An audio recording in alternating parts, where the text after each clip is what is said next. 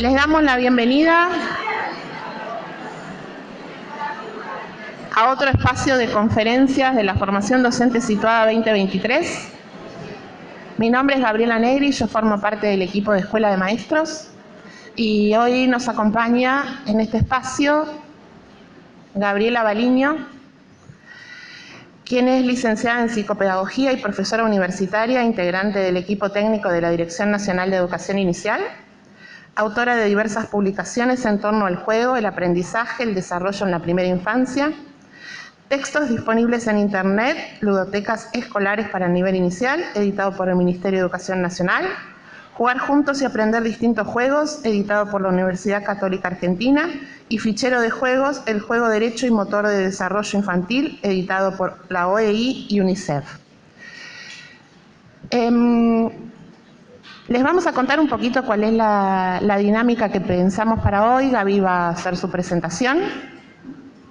Y mientras ella vaya conversando los contenidos centrales que preparó para hoy, les pedimos que anoten dudas, consultas, preguntas en algún papelito que tengan, porque las vamos a ir juntando a lo largo de la conferencia. Y al final va a haber un espacio para intercambiar, dialogar respecto a lo que ustedes consideren necesario, interesante. Si alguien quiere también comentar algo, lo va a poder hacer al final. Les vamos a prestar el micrófono para que lo hagan. Algo importante que recién me preguntaba Gaby es pedirles que silencien los teléfonos, porque la conferencia de hoy va a ser grabada y estaría bueno que no haya interrupciones de sonido en ese sentido. Y bueno, le damos la palabra a Gaby y comenzamos. Hola, buen día. Bueno, anda y todo. Buenísimo. Bueno, la verdad que es una alegría poder compartir con ustedes algunas de las ideas con las que vengo trabajando y pensando hace tiempo. En primer lugar, agradecer a Escuela de Maestros por esta convocatoria. Es mi primera experiencia de participación en este marco institucional, así que estoy un poco inquieta en ese sentido. En primer lugar, quería compartir con ustedes el sentido de este título, ¿no? Jugar en el nivel inicial, una oportunidad para el aprendizaje y el desarrollo en la infancia. La idea, la palabra jugar, para mí está asociada a la experiencia, es poder valorar que jugar es una experiencia. A veces cuando hablamos de el juego parece un tema teórico, ¿no es cierto? Entonces, ¿cómo generar oportunidades de experiencia de juego en el ámbito escolar? Y pensando que esas oportunidades para jugar pueden ser también oportunidades para el aprendizaje y el desarrollo. La idea de que aprendizaje y desarrollo aparezcan en el título ha sido para mí una manera de empezar a presentarles desde qué enfoque yo pienso el juego, que es el enfoque sociocultural del desarrollo, en el sentido que el aprendizaje puede, esto está como rebotando, ¿no? Puede, ahí va mejor, puede favorecer avances en el desarrollo. Cuando hablamos de desarrollo, depende desde qué perspectiva estemos trabajando, podemos hablar de capacidades como ustedes tienen en el diseño, se puede hablar de facultades psicológicas, de procesos mentales, ¿no? Pero el punto central que yo quiero compartir con ustedes es volver a jerarquizar este enfoque acerca del aprendizaje, en el sentido que cuando las personas aprendemos, también puede ser que tengamos oportunidad de ampliar capacidades, procesos cognitivos. Ahora, esto no es siempre ni es espontáneo. Esto es una decisión que podemos tomar los educadores y en este sentido se dirige la presentación de hoy. Ustedes saben mucho mejor que yo que en el nivel inicial de la Argentina ha habido y sigue existiendo dos posturas fuertemente polarizadas, una planteando que el juego es una conducta espontánea de la infancia. Esto plantea que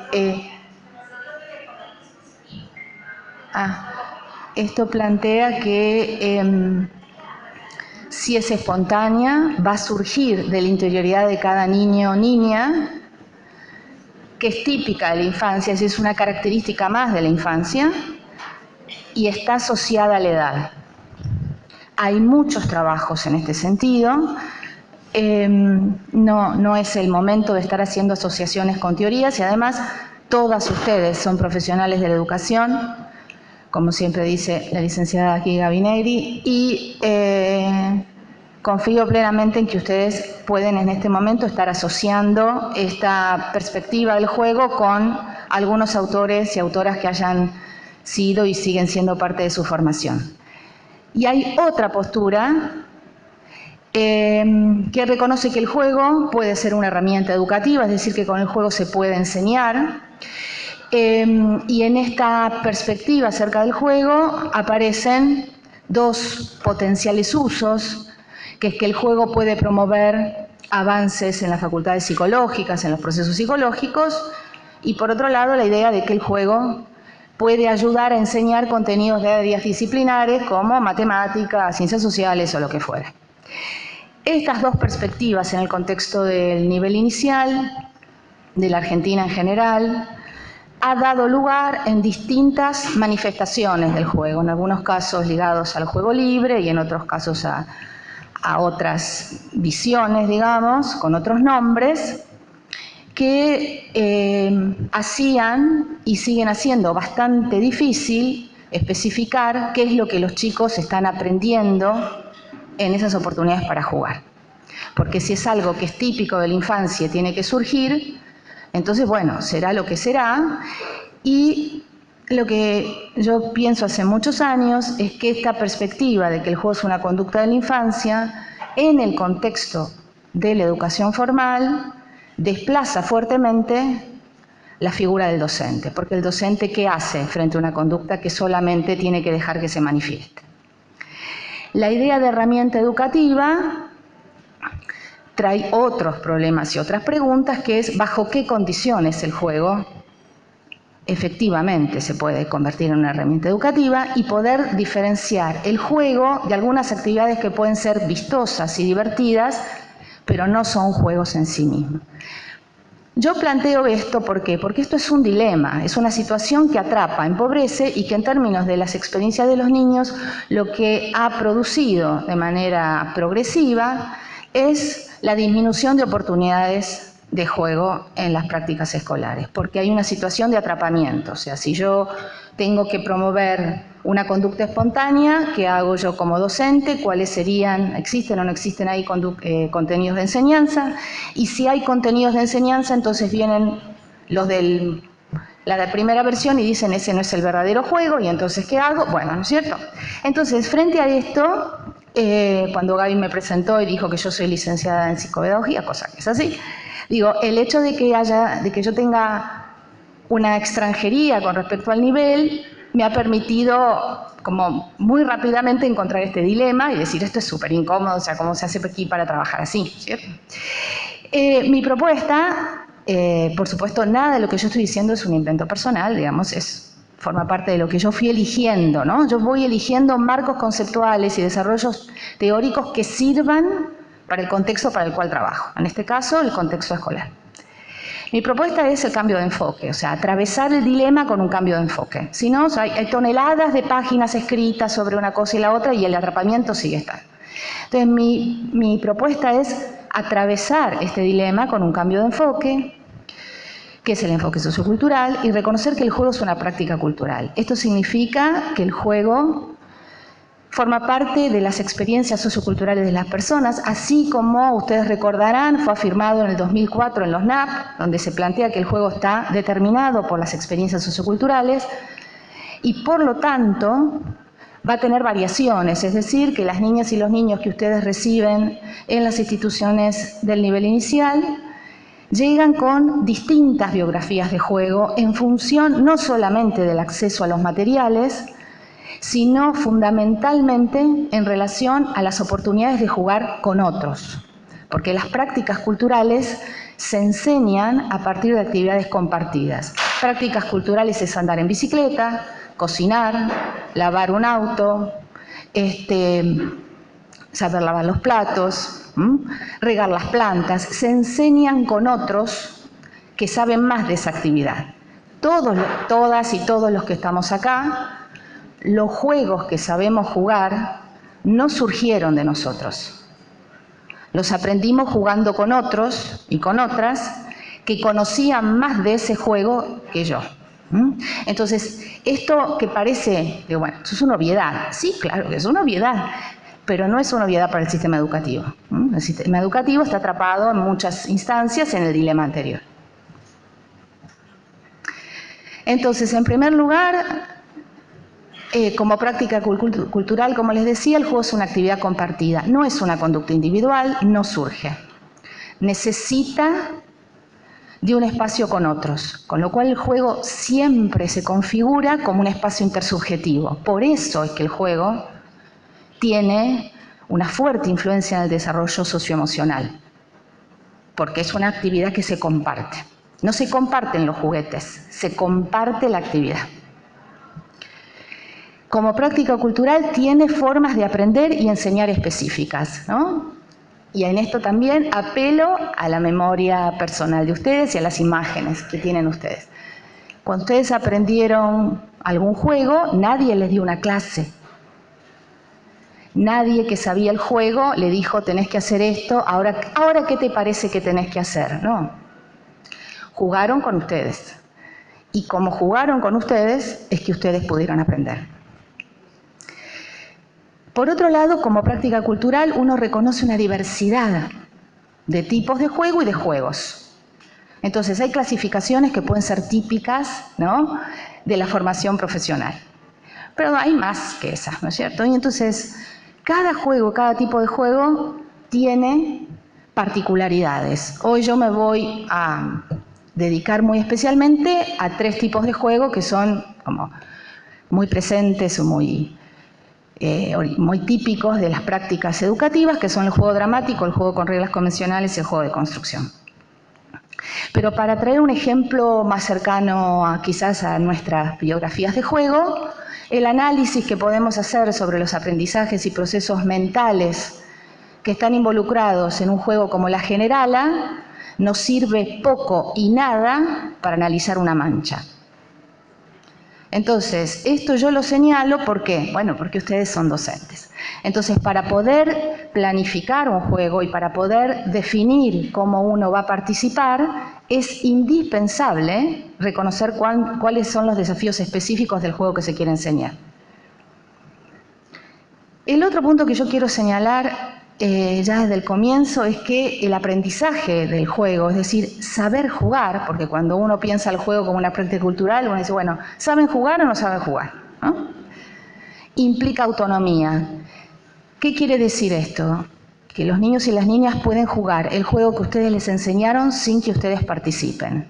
Esta idea de que existe el saber jugar, como existe el saber andar en bicicleta, implica para las instituciones educativas hacer un seguimiento de aprendizajes para poder dejar evidencia de que cada niño o niña sale, se egresa, digamos, del nivel inicial con un conocimiento construido sobre los juegos, ¿no? A veces nos quejamos, digamos, cuando pasamos al otro nivel, de que los chicos y las chicas en el primario, en los patios, no saben, no organizan juegos, y yo, que trabajo fundamentalmente para el nivel inicial, me pregunto con cuántos juegos se fueron del nivel inicial, que puedan jugar sin que haya un maestro en el medio, ¿no? Una maestra.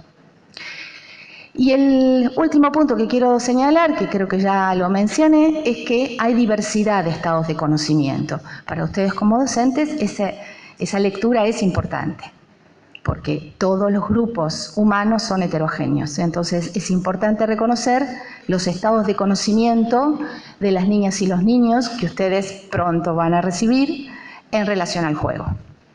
Y cada una de ustedes va a definir sobre qué tipo quisiera hacer una indagación. Pero ese punto, digamos, en nuestro sistema educativo durante algún tiempo tuvo bastante difusión. La idea de reconocimiento de saberes previos, bueno, sumo ahí al juego, ¿no?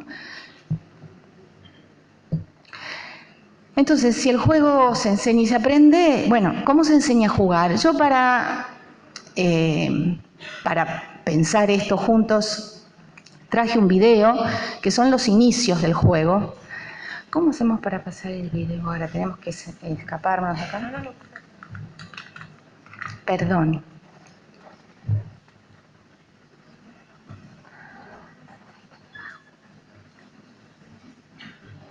Quizás es...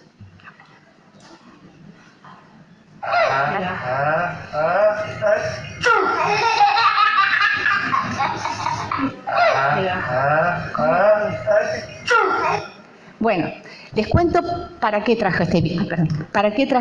Traje este video para que podamos, mientras lo vemos y nos enamoramos de esta escena, que quizás muchos de ustedes conocen, podamos recuperar algo de lo que yo dije recién en términos de práctica cultural, de procesos de enseñanza y aprendizaje y de actividad compartida.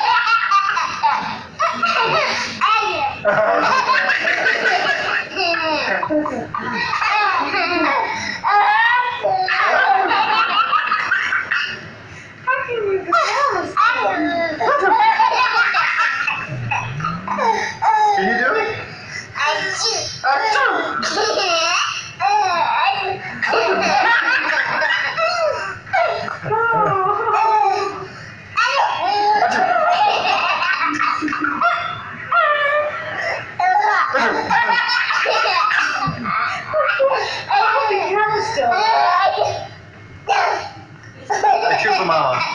Achoo for mama.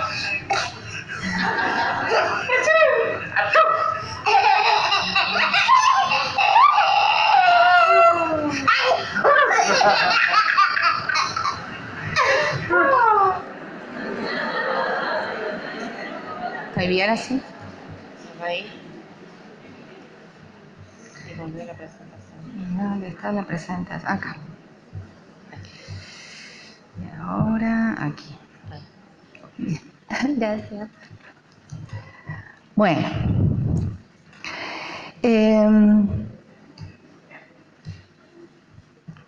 Yo traje algunas ideas en relación a este video que, con la intención de que nos ayude a relacionar las cuestiones más conceptuales con alguna imagen más tierna que muchas de ustedes seguramente conocen y de las cuales hemos participado cada vez que estamos en presencia de niños, ¿no? Bebés, digamos. En primer lugar, lo que yo quiero señalar acá es que esto no es una conducta del niño en el sentido de que es el adulto el que inicia la actividad. Y el bebé acepta la actividad compartida y claramente en esta edad esta aceptación se fija en la mirada. Es muy impresionante cómo el bebé queda totalmente enmarcado ahí, o sea, ahí se corta el espacio social. El bebé está unido en la mirada de su papá. El otro punto es que este adulto utiliza una gestualidad exagerada del estornudo. Esta gestualidad exagerada es lo que permite que los bebés aprendan, ¿no? Digamos, esto está estudiado, no viene al caso, pero es muy impresionante lo rápido que este bebé incorpora el gesto de estornudar. El otro punto es que el adulto amplía el tiempo de espera, porque hay un momento después de la segunda vez que digamos, estornuda una vez y después la siguiente vez estira el tiempo, ¿no? Y el bebé usa la mirada para poder sostener, ¿no? Y es muy chiquito, y sin embargo puede extender el tiempo de espera. Y puede esperar porque el padre lo hace posible, no es porque este niño esté dotado de alguna, ¿no? Sino porque el padre lentifica el gesto, y esta lentificación del gesto facilita la ampliación del tiempo de espera del bebé. El papá alienta el cambio de rol, ¿no? Es decir, el bebé asume el estornudo y el papá festeja. Es decir, asume que está bueno que el bebé cambie. Y por otro lado, lo último es que el padre desplaza a otro potencial jugador, la llama a su hija. Cuando la convoca a la hija, el bebé no puede desplazar ahí, no puede transferir el juego ahí, ¿no? O sea, no puede armar otra díada para jugar. Puede armar otra díada con la mamá que está filmando, porque la mamá lo mira. Entonces acá lo que yo quiero señalar es, para pensar luego entre todas, o para que se lo lleven como una idea, un eje para pensar, es bajo qué condiciones se puede aprender a jugar a estas edades y después de más grande, ¿cierto? Entonces, en estas edades necesitamos que seamos dos. Necesitamos la mirada, necesitamos la gestualidad exagerada. Bajo esas condiciones es posible y muy rápidamente el bebé cambia de rol.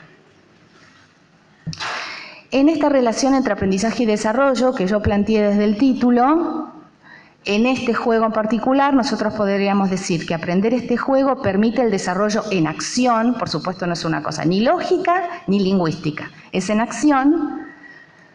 Aprende a concentrarse. ¿Por qué a concentrarse? Porque aprende a mantenerse en el juego durante un tiempo.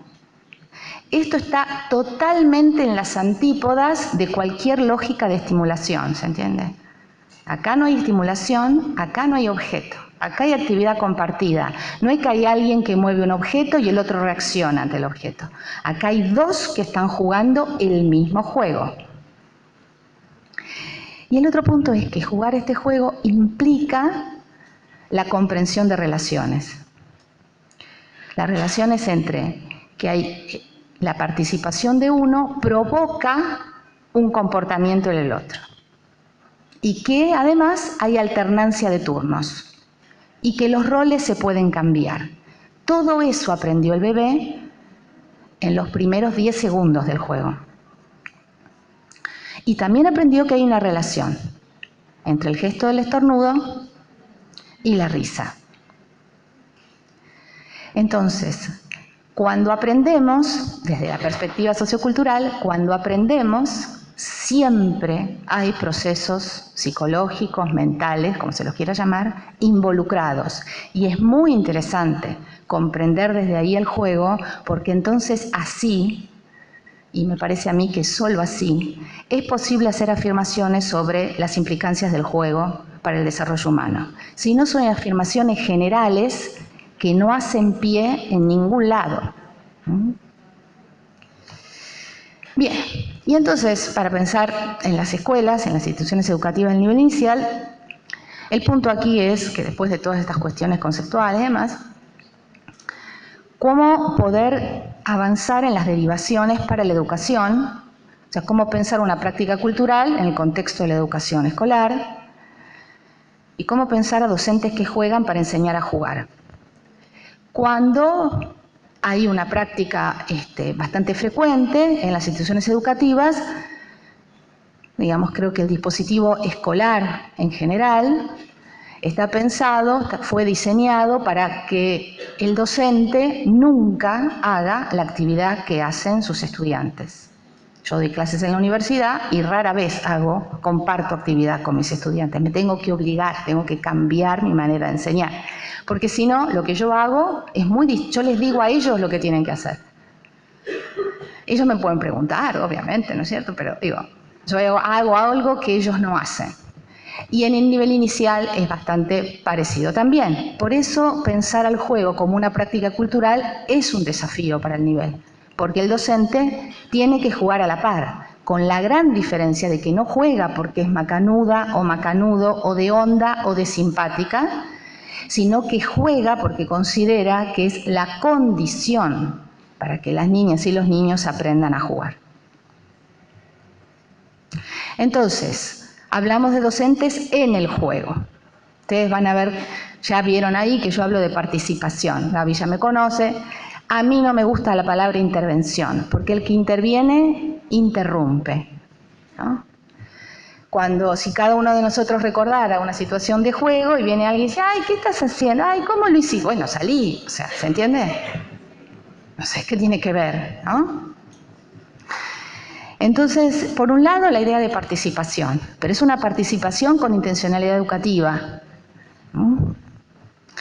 Y el otro punto que yo quiero desarrollar a partir de ahora es el valor de la variación de la estructuración del juego y la transferencia de responsabilidad para favorecer aprendizajes. Como decía al principio, saber jugar es avanzar en autonomía. Si no hay avance en autonomía, entonces no hubo aprendizaje. Por mucho que uno haya planificado, si uno los deja solos y con las fichas de el dominó hacen casitas, no aprendieron a jugar al dominó. Entonces digo, hay a veces que me dicen, no, son recreativos. Serán muy creativos, pero al dominó no saben jugar. La intención es que aprendieran a jugar al dominó, no aprendieron. O sea, digamos, seamos honestos, todo bien si no aprendieron. Arrancamos otra vez, no hay ningún problema, pero digamos, esta es la verdad. Estos conceptos de estructuración y transferencia de responsabilidad son dos conceptos que desarrolló Bárbara Rogoff, quizás alguno de ustedes lo leyó, que es una antropóloga cognitiva que trabajó con comunidades indígenas, pero el tema fundamental es que ella se pasó y sigue estando mucho tiempo analizando prácticas culturales en términos de aprendizaje y desarrollo. Y yo tomé estos dos conceptos porque a mí me sirven para pensar sobre el aprender y el enseñar a jugar. Para poder generar aprendizajes en el sistema educativo, en las propuestas del nivel inicial en particular, en cada sala, es condición un continuo de situaciones de juego. Es decir, hay que planificar a largo plazo. No es qué juego voy a hacer la semana que viene o en mayo qué juegos. Y no, los juegos de marzo tendrían que ir continuando 3, 4 meses, depende de cada sala, hasta que ustedes puedan identificar que varios de las niñas y de las niñas pueden jugarlo de manera autónoma. Y entonces ellos se van a convertir en los expertos que le van a enseñar a los que todavía están aprendiendo. Si todo el tiempo cambiamos de juego, los chicos no aprenden ningún juego. Entonces, si hablamos de variar la estructura de un juego, bueno, ¿qué es la estructura del juego? ¿Qué sería la estructura? Bueno, la estructura de un juego puede describirse como las características específicas que tiene un juego que determinan su identidad, que uno reconoce su identidad a través de esas características, y también esta estructura determina su dinámica. Claramente, los juegos dramáticos son estructuralmente diferentes a los juegos con reglas convencionales y a los juegos de construcción. Entonces, es fundamental ahondar en las características de la estructura de cada tipo de juego, porque si no, no podemos reconocer qué es lo que estamos trabajando en cada uno. ¿Están jugando a qué? ¿Y cómo sabemos si es un juego dramático o es una imitación? Bien. Hasta acá.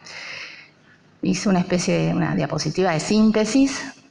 Entonces, hasta acá yo vengo planteando el juego como una actividad compartida, es decir, que se configura por lo menos a partir o a través de dos participantes, que se identifica como una estructura.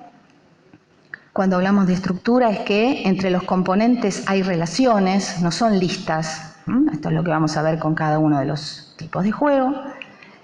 Que los juegos tienen reglas, como lo planteaba Vygotsky a principios del siglo XX. En esto no voy a ahondar porque estoy segura que ustedes esto ya lo han leído más de una vez.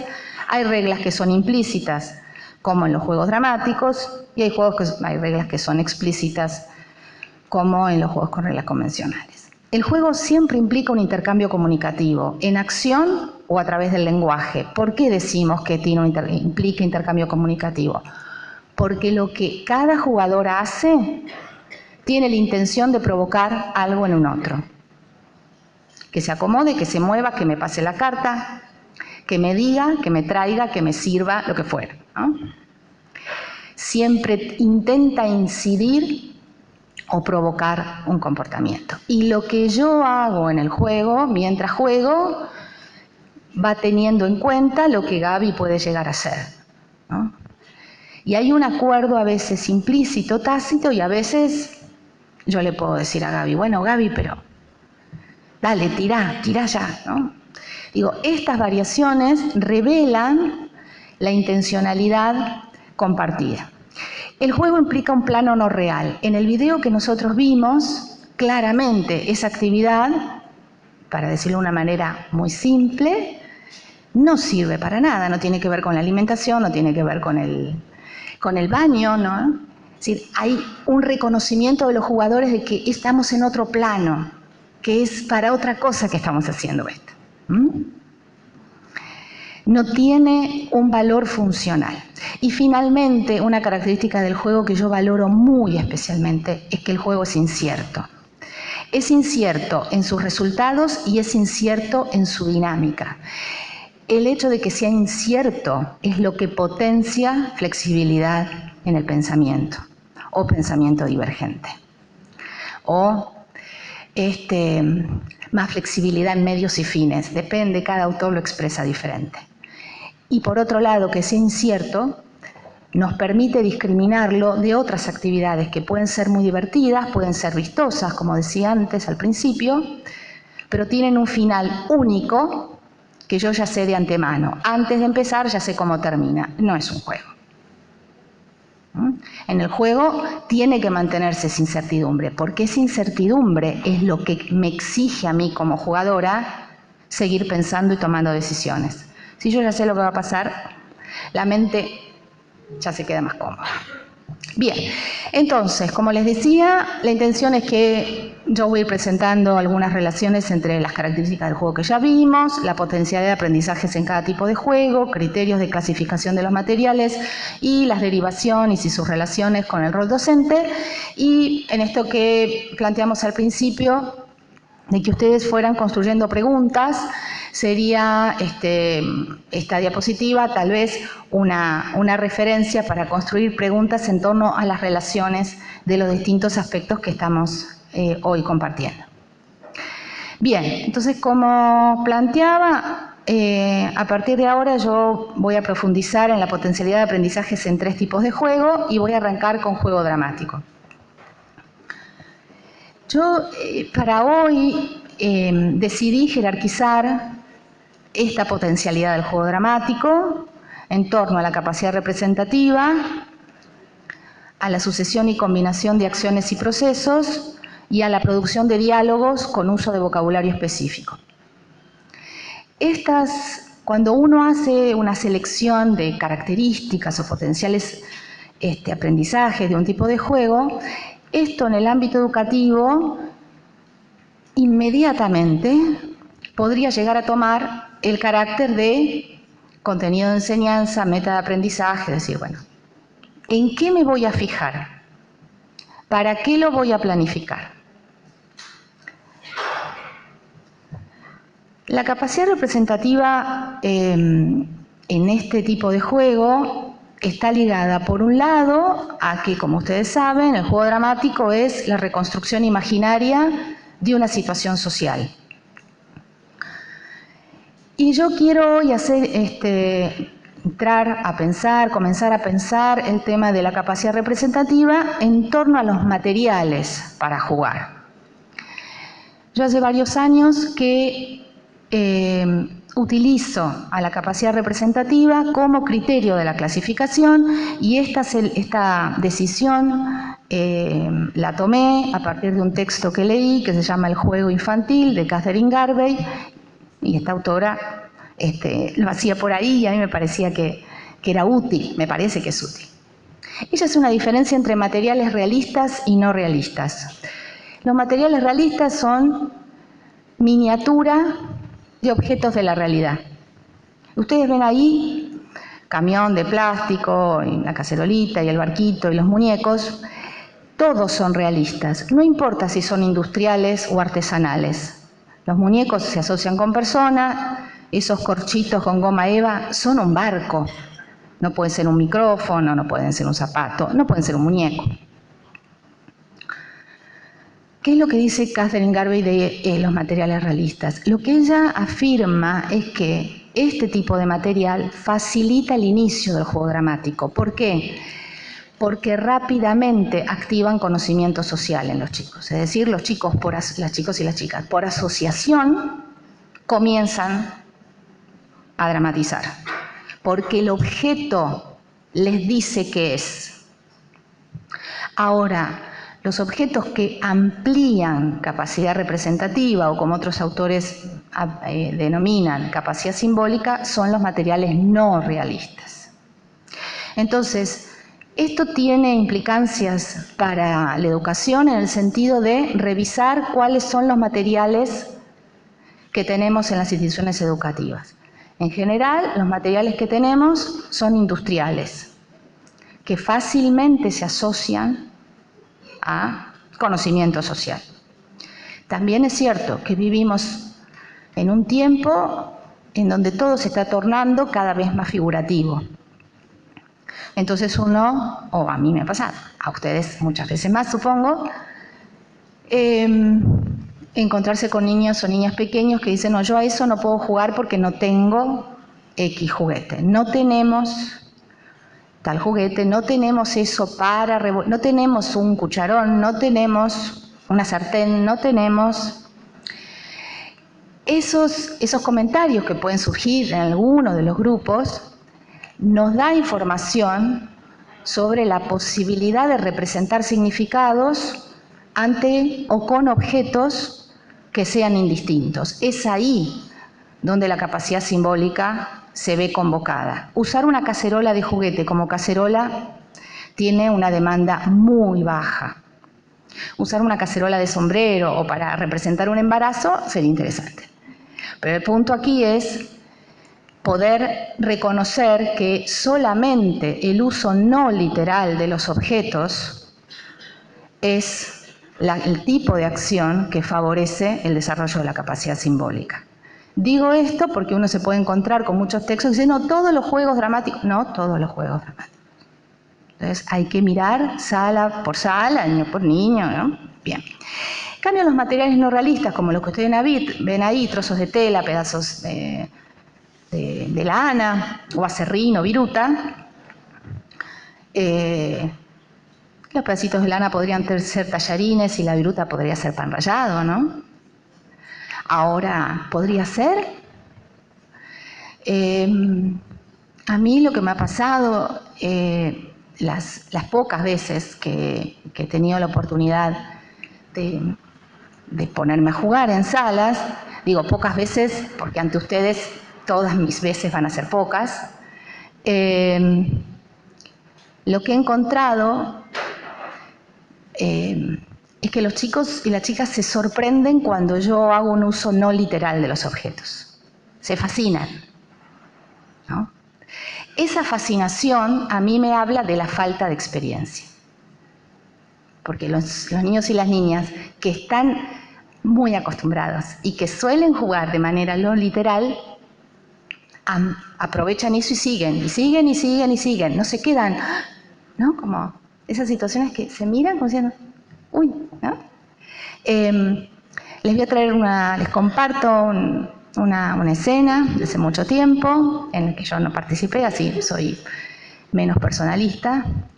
En una sala que era multiedad de 3 y 4, había 2 niñas sentadas en una mesita, habían puesto un mantel, cada una tenía su plato y su vaso, estaba una sentada enfrente de la otra, ninguna de las dos hablaba, no pasaba absolutamente nada. Y entonces ahí la primera pregunta que muchas colegas de ustedes me dicen, ¿cuánto se espera? 4 o 5 segundos se espera. ¿A qué eso? ¿Cuánto tiempo lo vamos a dejar ahí? ¿No es cierto? ¿No? En esa situación de nada, de vacío. Bueno, la supervisora se acerca a la mesa y entonces le dice, buenas, ¿hay algo para comer? Una de las niñas queda, la otra contenta, ¿no? Entonces se fue a otra mesa donde estaban las cacerolas, había una cantidad de cachivaches, cosas para jugar, a comer, cocinar, lo que fuera. Y entonces le trae una cacerola. sin hablar, sin pronunciar palabras. Le doy una cacerola, entonces la supervisora le dice, no, yo en cacerola no como, yo tengo un plato. Entonces, más contenta, bueno, va a buscar el plato, ¿no? ¿Le sirve? ¿Tiene algún cubierto? Más contenta, va a buscar, ¿no? Y entonces la nena se sienta y la mira cómo come. Y entonces la supervisora le dice, ¿bueno, vas a comer? Bueno, se va, okay. Y se sirve, ¿no? Sin decir palabra. Unos segundos después, la supervisora le dice, tengo sed, ¿no tiene algo para tomar? Chocha, ¿no? Busca los vasos y en esa situación le sirve a su compañera, a la supervisora y a ella misma. Y entonces esta nena, que era la que servía, ahí ya toma ella, ¿no es cierto?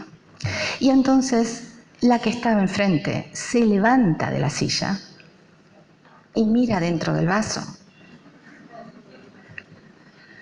Y le dice, acá no hay nada, ¿no? Y su compañera le dice, estamos jugando.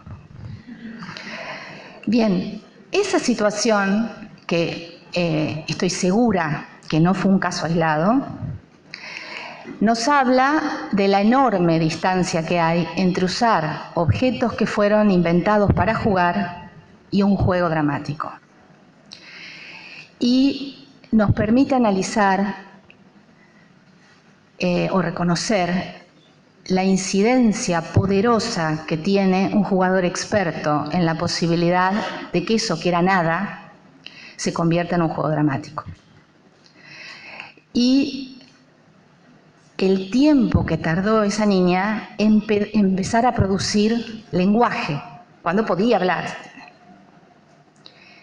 Y que ella pudo engancharse, digamos, para usar una palabra coloquial, en esto de comer, sabía que cómo buscar un plato, que un plato era diferente que una cacerola, que la comida se come con cubiertos, que si ella tenía que comer, comía en otro plato. Es decir, había un conocimiento social acerca de la situación de la comida, pero ella sola o ella con su compañera no lo podían activar. Necesitaban de un jugador experto para activarlo. Y ella lo pudo activar. Su compañera, en esa escena que fueron segundos, no pudo. Y tuvo que convertirse, o sea, se tuvo que cortar la magia, ¿no? Le tuvo que explicar lógicamente que eso era un juego, para que la otra, bueno, aceptara, pero no es que tomó del vaso, ¿se entiende? Entonces, yo suelo presentar o compartir con ustedes estos ejemplos, ustedes deben tener muchos más, para poder desilusionar algunas de las afirmaciones que uno encuentra en los textos sobre las virtudes maravillosas de los juegos dramáticos y asumir las realidades que uno puede tener en sala, que siempre son transformables. Porque si esto pasó en pocos segundos, ustedes que tienen todos los días de la semana, bueno, ni hablar. Un montón. ¿Qué aspectos podemos considerar entonces para analizar situaciones u oportunidades para jugar juego dramático? Por un lado, el conocimiento de la situación que se representa, es decir, ¿cuántos saben de la situación que se representa? ¿Qué aparece? ¿No? En este ejemplo que yo traje, nada. No había ni comida, ni revolver, ni calentar, ni agua, nada. Estaban los platos, nada más, y el mantel. O sea, muy poco, nada. Diálogos con uso de vocabulario específico no hubo, ¿no? Solamente del jugador experto, que era la supervisora. Uso simbólico de los objetos, muy pobre, porque todos eran industriales, todos eran vasos de plástico, ¿no? Bien. Pero entonces el punto aquí es, nos podemos llevar estas ideas para observar la diferencia entre, si nosotros organizamos la sala para que organicen juego dramático, ¿qué aparece? Y si yo participo, ¿qué pasa? ¿No? Y siempre, digamos, hasta ahora lo que yo veo es que cuando uno participa como jugador experto, Es impresionante el cambio estructural que aparece en el juego en segundos. No es que el mes que viene, en segundos los chicos, ¿no? Entonces, no es una conducta individual, no es una conducta espontánea, no aparece porque yo les pongo las cosas, sino que hay que generar condiciones intersubjetivas para que aparezcan. Sabemos que el juego dramático tiene fundamentalmente 4 componentes que se relacionan entre sí. El primero es interdependencia de roles.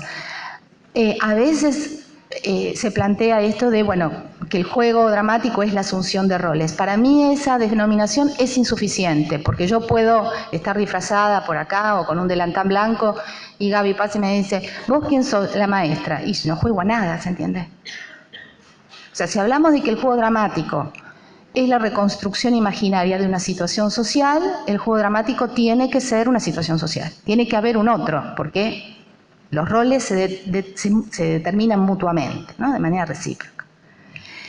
La interdependencia de roles va a implicar, obviamente, acciones características de un rol y del otro, diálogos, en lo posible, y la combinación de materiales realistas y no realistas. Entonces, cuando recuperamos estas características del juego dramático, podemos empezar a anticipar algunas de las alternativas de la participación del docente durante el juego dramático. La primera fundamental, desde mi punto de vista, es establecer relaciones de interdependencia de roles. Es decir, si hay un niño que está revolviendo una cacerola o si hay alguien que está con un estetoscopio, con una venda, yo llego y digo, ay, me duele un montón la panza, ¿usted me puede atender? O sea, yo entro desde un rol para demandar la asunción de un rol en base a una situación específica. No es que le pregunto vos quién sos, no, yo entro. Si no era eso, si era un docente, me dice, no, yo no soy. Ay, disculpe, me equivoqué de puerta. Ya está, no pasa nada, no es traumático, no pasa nada. Estamos jugando, ¿no? Digo, hace muchos años una compañera... había unas niñas ahí con unos sellos, unos teclados, qué sé yo, y entonces ella dijo, este es el banco, acá puedo hacer un trámite del banco, creo que fue así. Digo, no, acá es para los documentos. Ah, disculpe, pues ya está, no pasa nada. El punto central es que la participación de ella lo que permitió es que esa jugadora o ese jugador reconozca quién era y para qué estaba. Si no, era alguien moviendo las manos arriba de un teclado, ¿se entiende? Eso no es nada, no es nada. Bien, entonces una vez que pudimos generar una situación de interdependencia de roles, y en esto quiero señalar algo por una experiencia del año pasado, a veces en las salas la interdependencia es, el docente habla con cada uno, o sea, ay, ¿me puede dar un vaso de agua? Ay, ¿me puede tomar la presión? Ay, ¿me puede? ¿No? Es como una cosa radial, bueno, ahí, ¿eso qué es? ¿Se entiende? No, la interdependencia tiene que ser entre pares. Entonces yo entro y trato de generar. Porque esa es la condición de que esos niños y niñas puedan aprender a jugar entre ellos. Si no, termina siendo una especie de interacción docente-estudiante, uno a uno. Ustedes terminan agotadas, ¿no? Yo he conocido docentes que yo decía, yo en el lugar de ellas no vuelvo a organizar un juego dramático nunca más, porque era una cosa tremenda. Todos eran a ella mamá, bueno. Entonces, una vez que eso está, uno amplía conocimiento. Entonces, si no hay mucha información, no sé, si me sirvieron un cafecito y es lo único que hay, me dan el cafecito y bueno, ¿cuánto es? Yo presento la idea de que eso me lo tienen que cobrar. Si es eso, bueno, es 20, 40.000, o me diga, uno, que fuera, no importa. Entonces ahí yo puedo decir, ¿le puedo pagar con tarjeta? ¿O solamente aceptan billete? Sigo ampliando conocimiento social. Si no se amplía conocimiento social, el juego dramático colapsa, porque no tiene material.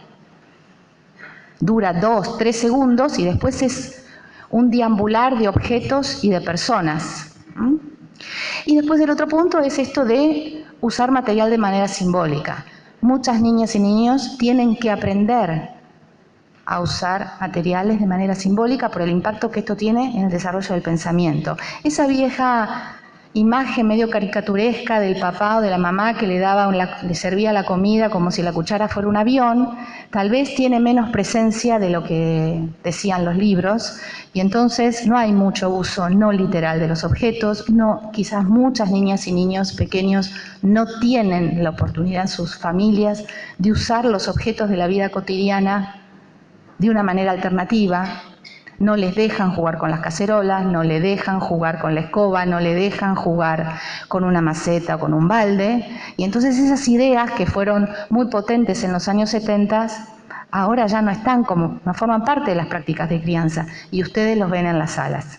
Vamos al juego de construcción. Yo aquí jerarquicé 3 aprendizajes potenciales, 3 características del juego de construcción.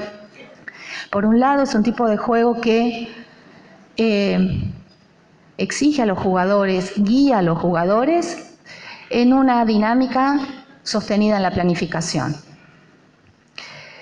la resolución colaborativa y flexible de problemas y la variación en las destrezas. Cuando yo me refiero a destrezas, tiene que ver a destrezas manuales por el uso de los materiales. Entonces, yo para este juego traje algunas imágenes para pensar estrategias de mediación en relación a estos 3 aprendizajes potenciales. Por un lado, el uso de fotografías. Ustedes saben que construir un objeto, aunque yo les diga a las niñas y niños, bueno, construyan lo que tengan ganas de construir, júntense en grupitos y construyan, bueno, eso que construyan, que puedan construir, revela las representaciones mentales que tienen del conocimiento, es decir, a dónde apelan para buscar imágenes, a su mente, inevitablemente. Ahora, las representaciones mentales de un niño pequeño son de menor cantidad que las nuestras, porque son más chiquititos, y además dependen o son el resultado de los procesos de mediación de los adultos de crianza, es decir, de lo que ustedes enseñan en términos de apreciación. Si a un niño pequeño no se lo detiene frente a un monumento, frente a un edificio, frente a una puerta, o no se habla con él sobre tipos de puerta, tipos de ventana, sobre la diferencia entre una ventana redonda y una cuadrada, bueno, ¿cómo uno podría decir, bueno, qué tan ricas pueden ser sus representaciones mentales acerca de los edificios, las aberturas, etcétera, ¿no? Entonces, pero más allá de eso, hay toda una línea de trabajo en educación y en psicología del desarrollo que tiene que ver no solamente con las fotografías, sino con lo que se denomina representaciones externas, es decir, cómo representar externamente el conocimiento. La fotografía es una manera de eso. Entonces, además de mis representaciones mentales de edificios, mi docente me ofrece otras, que son externas. Las ventajas que tiene las representaciones externas es que yo las puedo mirar y analizar con mucha minuciosidad, y no solamente sola, sino con quienes estoy compartiendo la situación de juego, con lo cual provocan o pueden provocar gran cantidad de intercambios lingüísticos. Porque podemos pensar juntos sobre una misma imagen. En cambio, sobre mi imagen mental, no solamente yo puedo pensar, ¿se entiende? Porque no la puedo compartir. Bien, esta experiencia es una experiencia que yo coordiné hace muchos años en un barrio. Nosotros en ese tiempo podíamos imprimir imágenes, fotografías de edificios cualquiera, no solamente los cercanos, pueden ser lejanos, de otros países, ¿sí? En función también de los materiales que teníamos para construir. Y nosotros esas imágenes las pegamos en un cartón y las pusimos adentro de un folio, y todos esos folios adentro de una caja de zapatos. Ese era nuestro fichero. Pero por supuesto se pueden hacer carpetas de imágenes en las tablets, en las computadoras, en las notebooks, en una, ¿cómo se llaman las televisiones nuevas? Las LED, en un Zoom. Bueno, digo, puede haber distintos soportes para estas imágenes que los niños y las niñas pueden consultar, ir a buscar lo que quisieran construir y elegir conjuntamente qué quieren construir. Esta es otra forma de mediación, los procesos que mencioné anteriormente, ¿no? Acá ustedes lo que ven es que hay una construcción en bloques de madera, una en color y otro sin pintar, y una ilustración de esa construcción. Esta ilustración no es un dibujito de la construcción, es la representación gráfica de la construcción. Es decir, que uno lo que le pide a los chicos es que ilustren. Bueno, ahora vos hacés un dibujo de esto para que lo podamos guardar, porque los bloques los vamos a poner otra vez en la caja. Entonces, esto permite aprender la diferencia entre una construcción tridimensional efímera y una representación gráfica permanente. Para ustedes es una oportunidad de ir registrando las producciones de manera en grupo o individualmente, como a ustedes les parezca. Y por supuesto, enriquecer la relación con las familias con una evidencia que le permita a las familias empezar a aprender sobre el valor de este tipo de juego, porque las construcciones que hacía en marzo, abril son muy distintas a las que está haciendo en junio. Y eso se ve. No es que ustedes se lo cuentan, lo ven. Y quizás en las familias empiezan, en cambio de comprar tanto muñeco duro, que nos sirve para jugar, empezamos a jugar con algún material constructivo. Sobre esto quiero señalar algo menor, pero no me puedo controlar y lo voy a compartir, que es que en general lo que yo encuentro en los jardines es que cuando aparecen este tipo de construcciones, los docentes a esto lo llaman torre. Bueno, esto no es una torre, o sea, una torre es un tipo de construcción en algunas culturas en particular. Esto, desde el punto de vista del juego de construcción, se llama apilamiento vertical. Que sea una torre o no, lo decide quien lo construyó. Muchas de las niñas y los niños del nivel inicial nunca han visto una torre. Pero dicen, es una torre porque tuvieron un maestro o una maestra que le dijo, ah, hiciste una torre. Y si lo dijo la seño, sí. ¿Entiende? Bien. Entonces, uno ve que en todos los lugares de la Argentina, cualquier cosa parada es una torre. Haya obelisco, no haya obelisco en la ciudad, es una torre. Y cualquier apilamiento horizontal es una pista. ¿Y quién les dijo que era una pista? El docente o la docente, ¿no? Bien, y entonces acá, a partir de esto, les comento otra cosa. No todas las construcciones que hacen las niñas y los niños son representativas. Y en realidad, sobre todo en los primeros tiempos, no es lo más importante. Lo más importante del juego de construcción son los problemas constructivos, es el cómo lo hicieron. En general, cuando uno le pregunta a una niña o a un niño, ¿qué hicieron acá? En cuanto dan la respuesta, el juego se corta. Porque le pusieron un nombre, entonces se terminó, ya está, ¿no? Ahora, si uno les pregunta, ¿cómo lo hicieron? Pues yo veía que se les caía todo el tiempo. ¿Cómo hicieron que no se les cayera? Ahí empieza, hablan y hablan y hablan. Entonces, el punto es, eso es una intervención, eso no es participar, eso es una intervención. Entonces, el punto sería, ¿cuáles son las intervenciones que favorecen el aprendizaje y el desarrollo en las situaciones de juego, de construcción? Bien. Esta es otra propuesta. La diferencia con las anteriores es que es en mesa, la imagen la comparten de a dos,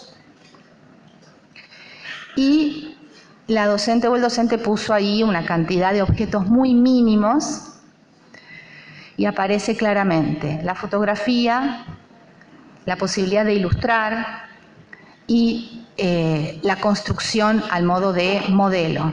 Ahora aquí uno podría pensar distintas alternativas, que se ilustre lo que ya se construyó o que se dibuje como una manera de planificar lo que se va a construir. Esas son decisiones didácticas, ¿sí? No importa. Yo traje alternativas, ¿por qué? Por lo que decía al principio. para favorecer aprendizaje y desarrollo en el juego, es fundamental el continuo de oportunidades. Y el continuo de oportunidades tiene que ir presentando variaciones en la estructura de la propuesta. Porque si no se torna aburrido, y si algo se torna aburrido es que ya no me provoca aprendizajes. Y esto es poder pensar el entorno como mediador. Entonces, ustedes ahí ven distintas imágenes. A mí una que me gusta muy especialmente es la que tiene libros, ¿no? Que pueden ser libros, pueden ser ficheros, pueden ser revistas.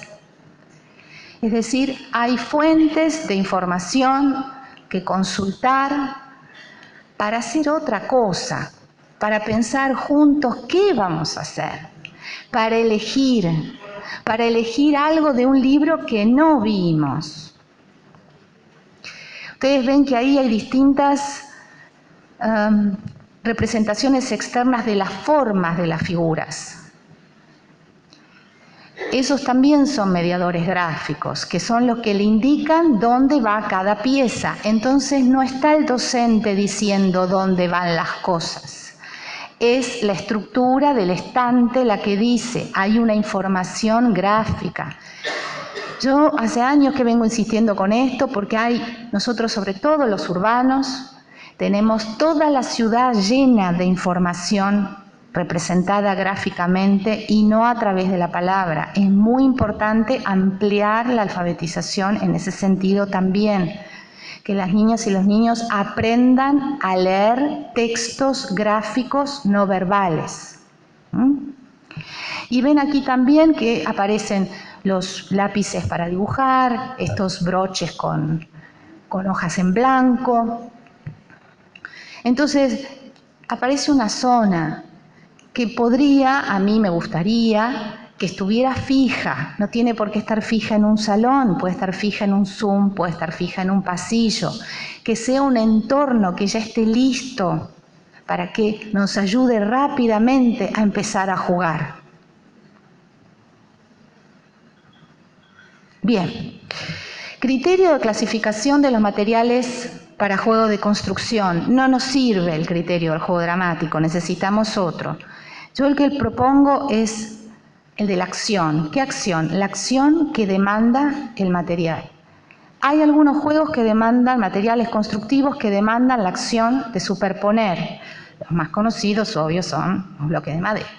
Pero hay otros, bobinas de papel, vasitos, tapitas, ¿no? Estas estructuras de acrílico combinadas con madera, corcho, lo que fuere. Entonces, como ustedes verán acá, cuando uno dice, bueno, todos estos materiales son materiales para superponer, que exigen, ¿no?, que la mano, que el cuerpo superponga. Ahora, es muy distinto superponer un material como un bloque de madera que tiene un plano grande para apoyar, que superponer vasos. Los vasos exigen un manejo del equilibrio y una lentitud en el movimiento corporal y en las posturas mucho más sofisticado y controlado que el bloque. Cada una de ustedes sabe en sus salas por dónde podría empezar, ¿no? Entonces, hay algunos materiales que pueden ser más sencillos. A mí en general yo sugiero que el juego de construcción se juegue en piso, porque hay un aspecto que tiene que ver con el equilibrio de la construcción que está muy mediado por el piso, y además porque a las niñas y a los niños les permite tomar distancia, observar lo que van construyendo, y por otro lado porque disminuyen notablemente las situaciones de disputa. Me corrió, me tocó, que esto, no sé qué, que no sirve para nada el juego. Es decir, son situaciones sociales que no enriquecen, entorpecen, le quitan tiempo al juego. Entonces, cada uno de ustedes sabe, hay salas en las que, he intercambiado con la docente, que ella me comentaba, bueno, es todo un tremendo desorden. Entonces yo decía, bueno, ¿dónde pones los bloques? Ella tenía bloques de madera. ¿Dónde pones los bloques? No, yo los pongo en el medio y entonces yo les digo que vayan a agarrar. No, les digo. Primero porque eso genera una disputa porque hay un único foco para todos. Después, por otro lado, porque se pierde un montón de tiempo yendo y viniendo. O sea, voy, agarro uno, pongo, voy, agarro uno, pongo, Es una cosa que a mí me resultaba muy, muy aburrida. Entonces digo, pues si además que vos tenés una sala que vos decís que resulta ser desordenada, es decir, que perdemos tiempo para jugar, sería, no es porque a mí me interese que estén ordenadas, sino que se pierde tiempo para jugar. Bueno, mira, ¿sabes qué puedes hacer? Le digo, yo le sugerí a ese docente hace muchos años. Entonces, si pones unas cintas así como en cruz y armás 4 grupos y pones un poco de material en cada grupo, bueno, en una vez que lo hizo, el grupo cambió enormemente, ¿se entiende? Entonces, digo, yo vuelvo a aclarar, ¿no? Como yo no soy docente, yo no tengo ninguna capacidad de liderazgo como tienen ustedes, digamos, o sea, si yo digo algo, a mí no. Entonces, en general, uso mediadores, uso que la situación medie, ¿se entiende? O sea, porque se me ocurren estas cosas porque digo, bueno, a ver, ¿cómo podemos hacer? ¿No? Entonces, entran y ven 4 lugares y listo, se arman 4 grupos, ¿se entiende? O sea, no tienen un lugar único al cual ir. No les tengo que decir nada y no se tiene que notar que no me hacen caso. Bien, estos son materiales que exigen la acción de encastrar. ¿Sí? Tienen una zona que encastra con la otra pieza. En general, uno cuando dice encastres piensa en los ladrillitos, bien, pero hay otros encastres. Y por otro lado, los materiales plásticos tienen distintos tipos de encastre. Entonces, algo para pensar es, bueno, si tenemos encastres en el jardín, ¿qué tipo de encastre tenemos? Yo traje algunos, bueno, el que está ahí, que tiene una forma medio piramidal, digamos, es de cartón. Una docente, una colega de ustedes hace poco me dijo, bueno, pero se dobla, no sé qué, bueno. Y le gustó, a esa docente le gustó más el otro, que era de multilaminado, porque dijo, no, porque yo tengo un carpintero en el barrio que me lo... Bueno, pero, digo, sobre gustos y posibilidades cada uno. Lo que yo quiero compartir con ustedes es que los encastres no tienen por qué ser solamente ladrillitos, ¿no? Y por lo menos en lo que yo he observado en salas, los materiales de encastre suelen alentar una acción repetitiva de encastrar, encastrar, encastrar, encastrar, encastrar, encastrar, ¿no? Se suben a la silla, encastran, encastran y después ya no hay más nada, ¿no? Salvo cuando la docente o el docente participa del juego y empiezan a armar estructuras, sino quedan como capturado en la acción de encastrar. La acción de encastrar no es un juego de construcción, es la acción de encastrar. Porque no hay un plan, porque no hay problemas constructivos. Entonces, ¿hacia dónde va esa acción? Hacia la acción misma, queda ahí. Entonces es, muy alto, muy bajo. Bueno, sí, pero muy alto, muy bajo está bueno el primer mes. ¿Y después qué? No podemos estar en eso en septiembre todavía. Estos son materiales para unir. ¿Por qué son materiales para unir? Porque necesitan un conector. Si no tenemos el conector, no podemos jugar. Esto implica, en términos de destreza, bueno, un plus, porque acá claramente se necesita mano en pinza.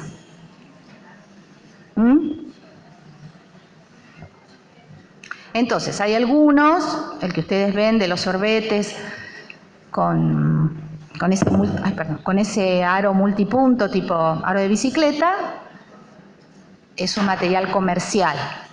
Pero los broches y las tapitas o los bajalenguas o los palitos de helado no tienen mucho costo y también aquí estamos ante un material de unión. Y estos son materiales para enroscar. Obviamente enroscar no es lo mismo que unir. La mano trabaja diferente en cada tipo de material.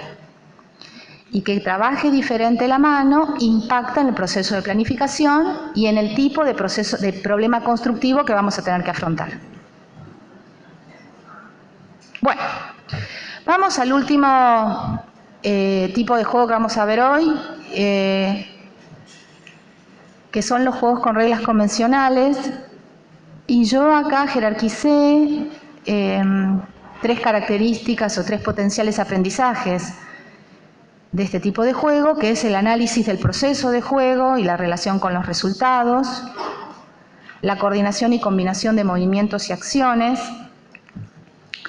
y la enseñanza de pares. Esto es característico de este tipo de juego. En el juego dramático nadie se detiene para hacer un análisis de cómo venimos jugando al delivery, ¿se entiende? Eso no sucede, tampoco sucede en el juego de construcción, en este juego hay resultados, en los otros dos no hay resultados. La coordinación y combinación de movimientos tiene un impacto directo sobre lo que a mí me pasa como jugadora. Digamos, si es un juego de emboque y no le estoy embocando, digo, tengo que empezar a mejorar. En cambio, si estoy jugando a cocinar algo y revuelvo más lento, menos lento, no me hago ningún problema, ¿se entiende? Bueno, entonces es importante, como decía al principio de la charla, visibilizar de qué se trata cada tipo de juego. Ni que hablar de la enseñanza entre pares. Este es el único juego que nos da una enorme oportunidad de favorecer aprendizajes para que las niñas y los niños logren enseñar el juego a alguien que no sabe, a alguien que faltó porque estuvo enfermo, a alguien de otra sala. Entonces digo, ¿cómo enseñarle a ustedes a los niños para que logren enseñar? Es un gran desafío. Desde ya les digo que toma meses, ¿no? Yo siempre traigo este ejemplo, Gaby ya me lo escuchó, porque es el único dato que tengo. Ya hace muchos años tuve la suerte de encontrarme con una docente que me dijo, mirá Gaby, para que en mi grupo aprendan a jugar a la casita robada, yo tuve que jugar con ellos 7 veces, con cada grupo, porque por supuesto a jugar se aprende en pequeño grupo, ¿no? 7 veces. Y yo le digo, qué genial que vos sepas eso, porque eso que vos puedas tener ese nivel de claridad te permite anticipar tus tiempos y reiterar propuestas con el convencimiento es que solamente bajo esas condiciones van a aprender. Si yo pienso en la casita robada únicamente por el contenido matemático, y nada, juego 1, 2, 3, 5 veces, listo, pasamos a otra cosa que no sé, no me voy a meter. Pero si yo pienso en la casita robada como juego, como práctica cultural, yo digo, bueno, no saben jugar, porque los dejé y bueno, ¿y ahí? ¿No? También hace muchos años, en una sala de 5, había una niña que era una experta en la casita robada. ¿Por qué era una experta? Porque jugaba todos los fines de semana con su abuela. Entonces, anotaba los puntos de todo el mundo, armaba el cuadro de doble entrada. Bueno, esa situación, lo que a mí, digamos, me ratificó, como si no hiciera falta, digamos, me ratificó que este enfoque da frutos, ¿no? Porque eran las decenas de horas de juego compartido lo que habían permitido que esta niña tuviera este nivel de autonomía. Bien, sobre el tema de los juegos con reglas convencionales, ustedes saben que tiene 2 grandes grupos, unos juegos que son los juegos de mesa y otro gran grupo que son los juegos corporales, que hoy no vamos a ver porque esto tiene que terminar en un rato. Entonces, yo traje juegos de recorrido, de loterías y de memo test. ¿Para qué? Para poder compartir con ustedes algunos criterios de análisis sobre los aspectos figurativos o gráficos del juego como mediadores del juego. Es decir, cómo la gráfica de un juego opera como mediador del proceso de aprendizaje.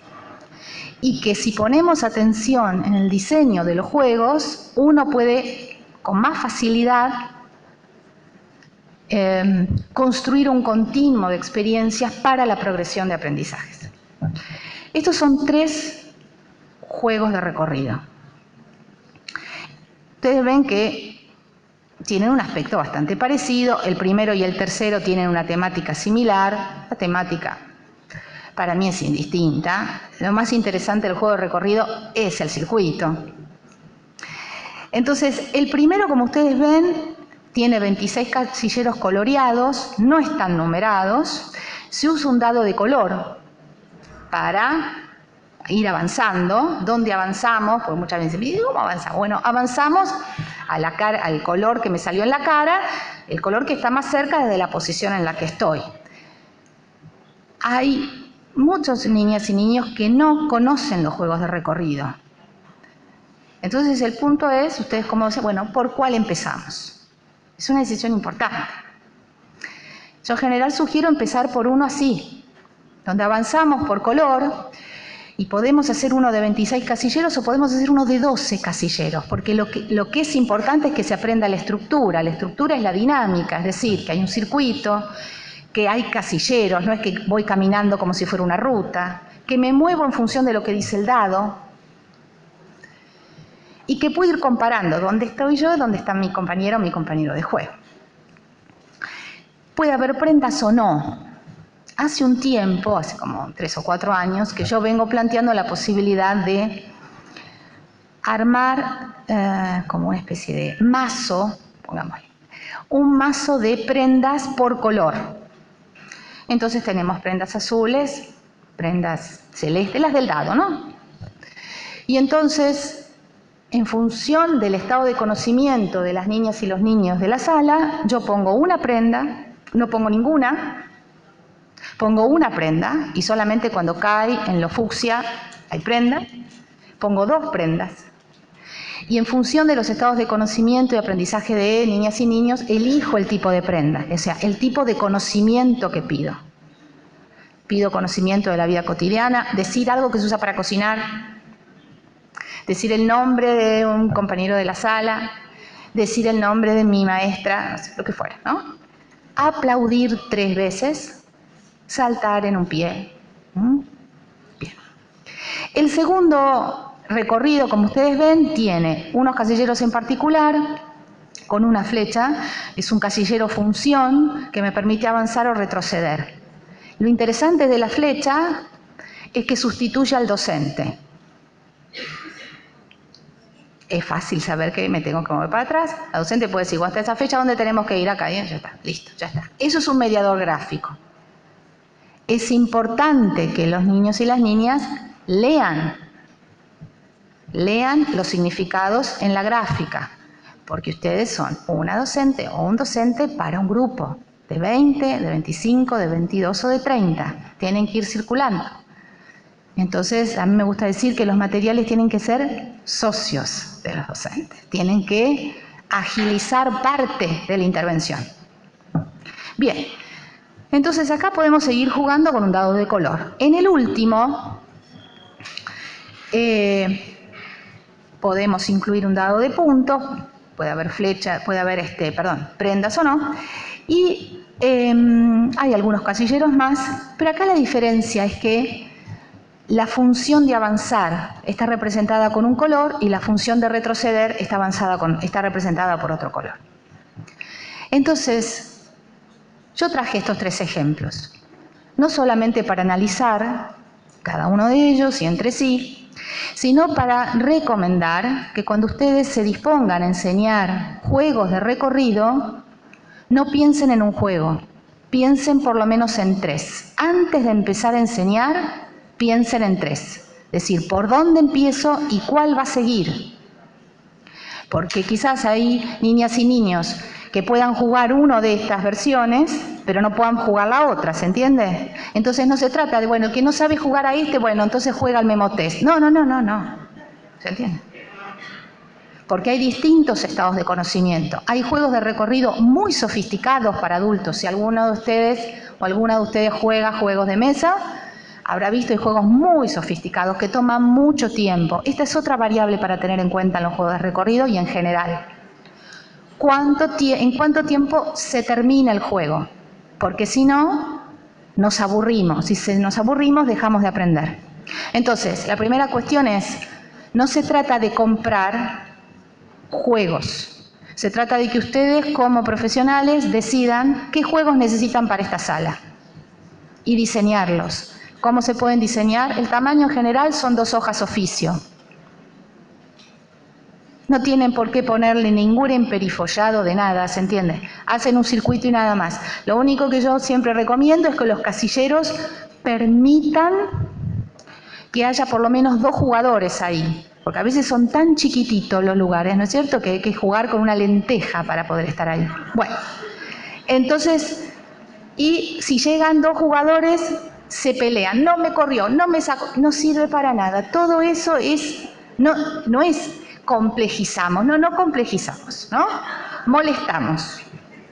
Bien, vamos a las loterías. Ustedes saben que las loterías en general son simplemente completar un tablero individual, ¿no? A diferencia de los juegos de recorrido, que son un tablero compartido, estos son tableros individuales. Muchas de las loterías, uno junta cualquier cosa, ¿no? O sea, león, anteojo, camiseta, o sea, y uno completa. Y siempre se dice, bueno, es el reconocimiento del idéntico, es poner eso. En este caso, estas loterías por lo menos tienen algún nivel de coherencia interna, es decir, hay un personaje, una función social y algunos elementos que tienen sentido. No es que hay una bicicleta en la panadería, ¿se entiende? Bueno, podría haber el que reparte. Bien, entonces, quizás hay algunas de estas loterías temáticas, por decirlo de alguna manera, o que apelan a algún contenido social que a ustedes les venga bien diseñar en función de algún proyecto en el que estén trabajando. Pero esta es una opción. En este caso también hay reconocimiento idéntico. Saco la ficha y bueno, ¿quién la tiene? Pi. Acá no. Esta es una lotería que a mí me gusta mucho. ¿Por qué? Porque es mucho más difícil que la anterior. Acá los jugadores y las jugadoras necesitan recuperar aprendizaje para saber a quién le toca el martillo y la jeringa de quién es. Porque el tablero individual no da información, solamente está el personaje. Entonces ya se inhibe, de alguna manera, este automatismo que es, agarro una ficha, la pongo, agarro una ficha. No, hay que mediar y ya no es la imagen, a ver si es igual. Acá no hay igual. Acá me tengo que acordar qué herramientas usaba este señor o señora. Pero hay otras loterías, por ejemplo estas. La primera, o no sé cómo ustedes decían, la primera tiene un cuadro de doble entrada, ¿no? Que a veces hay colegas de ustedes que me dicen, ay, pero es re difícil, son un montón de columnas y filas. Se puede hacer con 2 columnas y 2 filas, se puede reducir. El punto es inspirarnos, no copiar, inspirarnos. Entonces acá en esta lotería ya no hay idénticos, ya no hay imágenes, acá hay cruce de datos. Y hay que tirar 2 dados. Entonces yo cruzo 2 dados, tiro 2 dados, tengo que darme cuenta, digamos, relacionar esa información, el color y la figura, y busco la que me corresponde. Y en el otro tengo elementos, digamos, que puedo sacar de una bolsa, pero perceptivamente es mucho más desafiante que reconocer el idéntico. Aunque son idénticos, pero es mucho más desafiante. Es más difícil. Entonces, cuando nosotros pensamos en continuo de experiencias, en progresión de aprendizajes, es indispensable pensar a largo plazo, planificar a largo plazo. No planificar para la supervisora, o para la directora. Planificar ustedes como una hoja de ruta. ¿Por dónde empiezo y cómo va siguiendo? Y después las planificaciones desde el punto de vista formal, esa es otra cuestión en la que yo no me voy a meter. Pero digo, en términos de proyección de trabajo, ustedes, ¿no? Porque si no, cada 15 días tengo que volver a inventar el juego. No hay que inventar. Hay que poder pensar, ¿no? Y ayuda mucho volver a reconocer que las aulas siempre son grupos heterogéneos. Entonces siempre ustedes van a tener niñas y niños en distintos estados de conocimiento sobre todos los juegos. Entonces es importante que todos tengan oportunidad de jugar el mismo tipo de juego pero en distinto nivel de complejidad. Bien, vamos al memotest. Otro, ¿no? Que siempre se juega reconociendo el idéntico, se resuelve por asociación. Y yo por eso acá traje distintas gráficas. Algunas que son muy fáciles, ¿no? Porque claramente el reconocimiento del idéntico, que son las 2 primeras, por supuesto la primera es mucho más fácil que la segunda, pero las 2 últimas no son el reconocimiento del idéntico. Se resuelven por asociación, pero no son el idéntico, pero arman un par. Entonces, ¿qué tiene de interesante esto también? Es que es provocativo, porque ustedes van a tener niñas y niños que ya saben reconocer el idéntico en el memotest, pero no van a poder rápidamente transferir ese aprendizaje en las últimas 2 opciones. Van a tener que darle una vuelta, ¿sí? Por supuesto que ustedes van a presentar el material previamente y todo eso, ¿sí? Pero después en el juego, ¿no? Como decía el dicho, en los juegos se ven los pingos. Bueno, en el juego ya es otra cosa. Van a tener que volver a pensar. Es decir, hay un tiempo de espera. Así como el bebé esperó el estornudo del papá, hay un tiempo de espera que el material provoca. Es decir, tengo que volver a pensar y analizar si es esto. Bien. Y acá se ve con más facilidad la progresión, ¿no? La fruta sola, la fruta con el nombre abajo, fruta en una imagen, nombre en otra imagen. Armo parejas, siempre armo parejas. Sobre el tema de la enseñanza del memotest, solo mencionar lo siguiente. Para enseñar el memotest se necesita 4 fichas o 6, no 12, ni 18, ni 24, porque lo que los chicos tienen que aprender es la estructura, que se juntan de a 2, que se da vuelta una, que se da vuelta la otra, que no es que yo doy vuelta. Si yo juego con Gaby, doy vuelta, y Gaby tiene que mirar, no es que tiene que esperar a ver cuándo le toca dar vueltas, ¿entiende? Porque dice, bueno, ya. Bueno, no, te tenés que acordar, para acordar te tenés que fijar. Bueno, esto que parece que es mucho distinto, y más cuando son de plástico, que es como una especie de danza tap, tac, tac, tac, tac, tac, tac, tac. Bueno, muchas veces yo digo, mejor de cartón, porque no hace ruido, pero si no les encanta lo del ruidito, tiqui, tiqui, tiqui, ¿no? Y nos olvidamos del juego. Entonces digo, la dinámica del juego, del memotest, es importante que la aprendan, no es necesario que muchas fichas. Y yo sugiero armar, para enseñar a jugar el memotest, sugiero ubicar las fichas en cuadrícula, como damero o ajedrez. Después, para revolver, siempre hay tiempo. Pero arranquemos con lo que visualmente me exige menos. Bien. Entonces, la meta que yo comparto con ustedes, es que las instituciones del nivel inicial se orienten hacia la apropiación de esta práctica cultural, es decir, que los niños se lleven conocimientos sobre los distintos tipos de juego y los distintos juegos para poder jugarlos de manera autónoma. Que ustedes puedan planificar un continuo de experiencias, que puedan pensar, imaginar un recorrido, tener un cuadernito de notas de cómo quieren hacer ese recorrido. ¿Para qué? Para que niñas y niños logren dominio de la estructura del juego. También es cierto, o por lo menos a mí me gusta siempre explicitarle a los niños y las niñas que uno tiene la expectativa de que ellos puedan jugar entre ellos, que aprendan el juego tan bien que puedan jugar entre ellos. El hecho de que uno explicite la intencionalidad pone a niñas y niñas en un lugar de protagonistas mucho más claro, más explícito, que si uno les da un juego para que uno les enseñe solamente. Y finalmente, considero que este enfoque, que es el enfoque sociocultural, también abre nuevas oportunidades en la relación con las familias, como decía antes, en las entrevistas a las familias, sobre todo en las entrevistas iniciales, que a veces están abocadas en relación al juego a preguntar a qué juega el niño o niña, cuál es el juguete preferido, ¿no? Que son preguntas más de los marcos conceptuales psicoanalíticos que del juego como práctica cultural. Cuando uno piensa en el juego como práctica cultural, pregunta más a la familia como portadora del conocimiento sobre el juego. Entonces le pregunta, ¿ustedes a qué juegan? ¿Con él o con ella? ¿A qué les gusta jugar?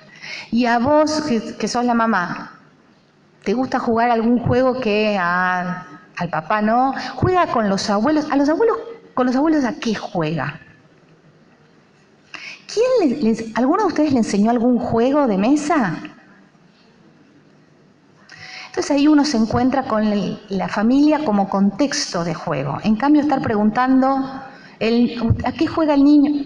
Porque además las preguntas de ¿a qué juega el niño? Muchas veces, ustedes saben mejor que yo esto, los padres cuando responden es juega con los autos, juega con la muñeca, juega con la Barbie o lo que fuere. Eso no es un juego, eso es un objeto con el que juega. Eso no es un juego. Entonces, la segunda pregunta tendría que ser, ¿me podría contar cómo es el juego que juega con los autos?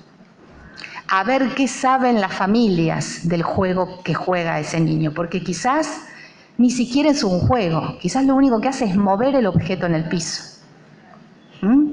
Para ustedes esa información es valiosa, porque esos son los jugadores y jugadoras que ustedes van a recibir en sala. Y esas son las familias con las que ustedes van a tener que construir diálogo sobre el valor del juego en el desarrollo infantil. Otra pregunta es, ¿ustedes cómo hacen para elegir un juguete? Lo que él me pide, ¿nada más? ¿No? Digo, porque los niños piden en función del consumo. Muchas veces los juegos que niñas y niños piden no se convierten en materiales de juego, se convierten en objetos de posesión. Entonces ahí tenemos otra situación para indagar, solamente para conocer, ¿no? No solamente cuándo dejó los pañales o el chupete, sino cómo anda con el tema del juego. Este enfoque, como decía al principio, abre posibilidades en términos de la documentación pedagógica, es decir, poder validar con evidencia, con registros, los avances en el juego de niñas y niños. El juego de construcción, siempre yo sugiero fotografiar construcciones, no niños al lado como si estuvieran al lado de Messi, no. Eso no, porque no es un cumpleaños, es el objeto lo que nos interesa. ¿Podemos poner los autores de ese objeto? Por supuesto. Pero es el objeto, porque ese objeto después va a ser insumo para seguir construyendo. Lo podemos poner en el banco de imágenes. Y no es de nadie, es una fuente de información. Hacer documentación pedagógica de las experiencias de juego dramático a través del registro visual es muy difícil. Pescar justo una situación, los diálogos, ustedes saben mejor que yo, las salas son ruidosas, es complejo. Y en el caso de los juegos de mesa, tal vez también, pero nos pueden quedar los registros de puntajes, posiciones o resultados como forma de documentación. El otro punto que quiero jerarquizar ya para ir cerrando es el tema sobre la clasificación de materiales que ustedes tengan en las instituciones educativas para cada uno de los tipos de juego, poder decidir como equipo institucional cuáles son los criterios a través de los cuales lo van a ordenar, cuáles materiales harían falta, si hay material no realista para el juego dramático y si no lo hubiera o si necesitamos más, ¿no? Convocar. Lo mismo con juego de construcción, etc. Hay muchos juegos hay algunos materiales que se pueden pedir a las familias y en algunas comunidades ha habido experiencias, y seguramente muchas de ustedes lo han tenido, sobre la construcción de juegos de mesa con las familias. Hay familias que conocen los juegos de mesa cuando las instituciones los invitan a producir un memotest o una lotería o un dominó o lo que fuera. Es muy interesante lo que esto puede provocar porque las madres o los padres o los tíos de los que vayan a hacer los juegos luego pueden ir a las salas a enseñar. Para esas familias es un antes y un después, porque ese juego se convierte en un conocimiento que se llevan a sus casas. Ya saben hacer el juego y ya saben jugarlo y ya saben enseñarlo. Es una modificación muy importante. Y el otro punto para cada sala, para cada institución, eso es un tema de cada territorio, es poder establecer metas de aprendizaje. ¿Con cuántos juegos sabidos, aprendidos y dominados queremos que egresen este año?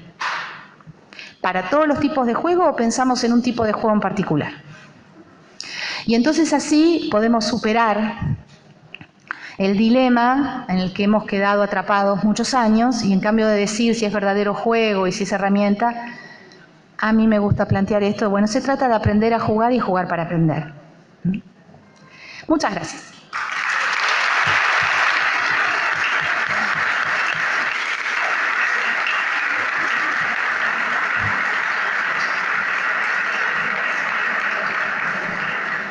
Bueno, como les habíamos pedido al principio que formularan algunas preguntas, pero sabemos que no funciona porque cuesta mucho escribir. Varias de ustedes anotaron cosas diferentes, supongo. En realidad yo sí tengo una pregunta en general. De los tipos de juego que Gaby recién mencionó, ¿cuál es el que a ustedes les hace como más ruido respecto de la propia práctica, ¿no? Digo, porque cuando hablamos de juego dramático, aunque salvando las especificaciones en relación a lo que Gaby planteaba, todos tenemos alguna poca más de experiencia en armar secuencias de juego dramático, en proponer juegos dramáticos relacionados con el mundo social, más, menos. Podemos pensar qué nos aporta lo que Gaby recién planteaba respecto de nuestra propia práctica, pero para mí, y no voy a decir cuál todavía, espero que alguien lo pueda decir de su propia experiencia, hay un tipo de juego que es el más relegado, ¿no?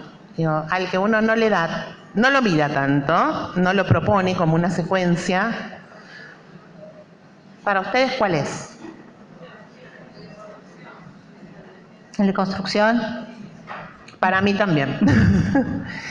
Y es interesante porque en general el juego de construcción, cuando uno lo mira detenidamente y en detalle y por ahí se propone armar una secuencia, promueve un montón de aprendizajes que generalmente se dan espontáneamente sin ninguna intervención o con muy poca intervención educativa, ¿no? Sino yo lo que, tantos años de experiencia en los jardines, desde distintos lugares, lo que solemos hacer es dar vuelta a canastos con cosas, ¿no? Maderitas, bloques grandes, bloques chicos, pero no hay como un seguimiento planificado del juego de construcción que enriquezca las posibilidades de acción de los chicos para pensar o planificar lo que quieran hacer y enriquecer de esa manera el juego.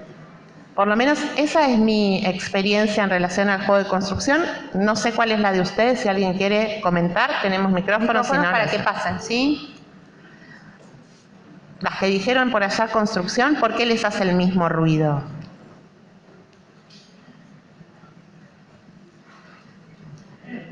¿Ya no?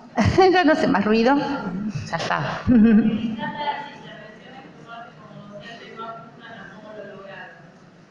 Bien, esa puede ser una cuestión. Sí. Bien.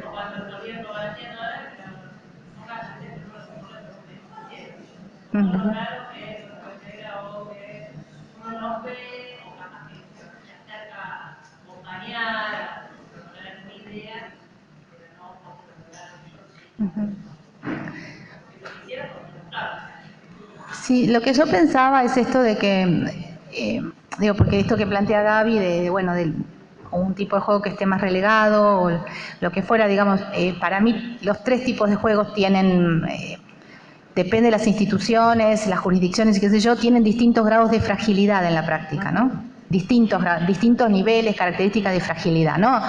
Por eso yo al principio decía, muchas veces el juego dramático es revolver adentro de la cacerola y revolvimos en marzo, en abril, en mayo y en junio y seguimos revolviendo. Y no pasó nada, no hay diálogo, ¿no? Y después decimos el juego dramático amplía y no amplió nada, ¿no es cierto? Lo que yo pienso, también esto lo reconozco porque cuando yo empecé a trabajar para el nivel inicial, aquí las especialistas del nivel inicial eran a veces muy críticas consigo mismas, ¿no? En relación a la práctica, lo que fuera. Y yo lo que leía de la situación era que faltaba letra.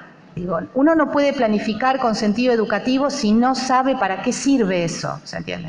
Entonces el punto es, por eso mi intención hoy era compartir con ustedes algunas de las características de cada tipo de juego. Entonces desde ahí yo puedo decir, bueno, yo voy a planificar juego dramático para promover interdependencia de roles, porque en realidad lo que yo noto es que aunque yo arme una secuencia de juego dramático, todos se quedan con un objeto solo, con una cosa en la mano, o vienen y me dicen algo a mí, o yo les tengo que dar más material, pero en realidad no hay organización de escenas. No hay producción de diálogo, entonces no hay juego dramático, ¿se entiende? Ahora, para poder distinguir entre juego dramático y este tipo de situaciones hay que tener alguna referencia, algún criterio. Les comento un ejemplo hace unos años. Una docente me dice, no, mi sala, si hay 4 nenas que juegan a juego dramático, le digo, contame, dale, ¿cómo juegan? Me dice, no, se ponen el vestido de princesa y se sientan y conversan. Le digo, genial, ¿y de qué conversan? No, de cosas de ella, de la casa, que yo. Le digo, no, entonces no hay juego dramático. Le digo, primero que una princesa, si va a tomar el té, no se lo sirve ella, digamos, arranquemos por ahí, ¿no es cierto? Alguien tiene que venir a servirle el té. O sea, no entendieron nada de lo que es una princesa, ¿no? Entonces digo, ahí hay una cuestión de conocimiento. No se trata de emperifollarme, como digo yo, de ponerme el disfraz, los collares. No se trata de eso, se trata de entrar en un plano imaginario. Entonces el juego digamos, de construcción es lo mismo. Damos vuelta porque no sabemos muchas veces para qué. ¿Cómo vamos a armar una secuencia si no tenemos contenido de enseñanza? Lo tenemos que rellenar con el sentido común. Y por otro lado, si no hay una demanda desde la institución hacerlo, o si uno está trabajando con una comunidad educativa, quiero decir, con familias que a veces pueden desestimar el valor del juego, se hace también más difícil, hay que comunicar a esas familias, ¿no es cierto? Entonces, ahí como... yo entiendo que hay una situación como compleja en el sentido, digamos, compleja y no compleja, compleja porque está frágil y hay que fortalecerla con ideas. Entonces, las ideas vienen de la formación, no vienen de qué puedo hacer, como si uno tuviera que inventar la pólvora. No hay que inventar la pólvora, ya la pólvora ya fue inventada. Digo, yo lo que les estoy trayendo aquí son ideas que yo fui aprendiendo leyendo. O sea, no es que es una cosa que invento yo. Entonces, y hay muchos aspectos que ustedes pueden ir reconociendo en términos de contenido de enseñanza en cada sala en particular. Por ejemplo, esto que en los niveles se llama, en el nivel inicial muchas veces se llama torre, ¿no? Y que yo insisto con esto del apilamiento vertical. Hay apilamientos verticales que son simétricos, estables, estéticamente bellos. Y hay otros que son un amontonamiento de objetos a los cuales no se mira, ¿no? Entonces ahí es importante cómo hacer para que no se caiga, ¿no? ¿Qué pasa cuando se cae una construcción si la queremos recuperar el uso de la fotografía? Digamos, esas son todas, para mí, son todas decisiones didácticas. Tomen la forma que, como dice Gaby, en términos de secuencia, o no la tomen, pero digamos, que haya una referencia. Bueno, esto yo, ¿para qué les propongo? Digo, me parece a mí que esa es una pregunta que ustedes se hacen para distintos contenidos de enseñanza. ¿Yo para qué voy a enseñar esto? ¿Para qué voy a hacer que los chicos jueguen juego de construcción? ¿Para esperar al profe de educación física? No. No. Porque ellos no merecen eso. El juego de construcción tiene un impacto muy importante en el pensamiento, en términos de planificación, en términos de ampliación del tiempo de tarea, que algunos autores hablan de memoria de trabajo, de concentración, lo que fuere, digamos. Genera un clima grupal espléndido en términos de interacciones. Es muy poderoso. Trabajen con el material que trabajen. Y ese es otro punto para mí, la combinación de materiales. Ayer estuvo en este mismo lugar Remida y conocer los materiales y sus posibles combinaciones también ayuda mucho a poder pensar y planificar qué desafíos les provocan a los chicos respecto de cómo construir con eso, ¿no? Y a veces uno asume que conjuntar algunos materiales ya está resuelto el problema de la variedad. Y en realidad lo que hay que ver es qué provocan esos materiales. Yo he ido a Remida varias veces, ellos tienen un conocimiento mucho más estudiado, ¿no? De las características de los materiales, las propiedades, sus posibilidades de combinación. Y cuando hacíamos el recorrido en distintas instancias, al final siempre hay una mesa con materiales. Y yo veía las producciones que hay ahí y dices, ¿cómo hizo esta gente? Claro, y después miraba cómo estaban puestos los materiales y sus combinaciones, y en realidad la posibilidad de construir estaba dada por esas combinaciones propias, ¿no? Digo, no es juntar cualquier cosa con cualquier cosa, sino poder pensar esto, de qué están hechos esos materiales, qué provocan, cómo los combinamos para que a los chicos les resulte desafiante la posibilidad de construir y resolver problemas de construcción. Y si no tienen, por ejemplo, si no tienen bloques de madera para toda la sala y en toda la institución hay 80 bloques de madera, a un grupo le dan los bloques de madera, a otro grupo le dan bobinas de hilo o le dan corchos o tapitas, a otro grupo le dan daqui y a otro grupo le dan encastre. O sea, no es 80 para los 20, porque es una lágrima, ¿se entiende? O sea, con eso no se puede construir nada. O sea, la condición de pequeño grupo es central en el juego. Entonces es 4 o 5 con 80 unidades del material que tengan. Y otro grupo tiene otro material y otro grupo. Y entonces todos tienen la oportunidad de encontrarse y producir problemas constructivos, interesantes, desafiantes, que necesiten de la colaboración, que necesiten de la construcción de acuerdos. ¿Mm? Sí, sí.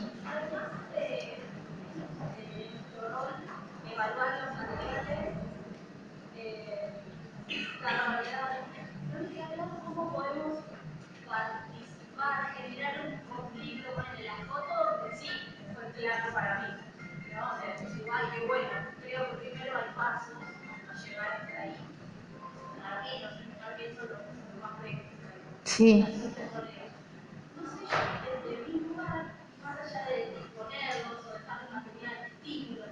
Uh-huh.